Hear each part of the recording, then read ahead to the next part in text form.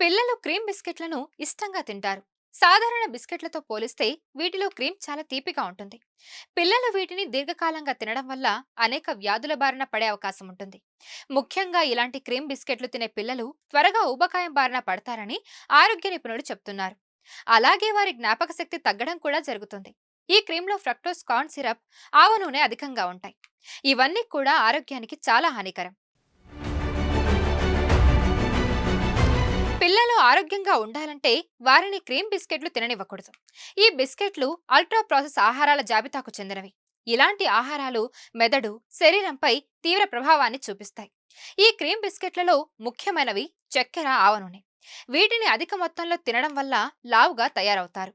ఫలితంగా గుండె జబ్బులు, అధిక కొలెస్ట్రాల్, కిడ్నీ సమస్యలు, మెటబాలిక్ సిండ్రోమ్ లాంటి వ్యాధుల బారిన పడతారు. కాబట్టి పిల్లలకు క్రీమ్ బిస్కెట్లను ఇవ్వడం మానేయాలని చెబుతున్నారు పోషకాహార నిపుణులు.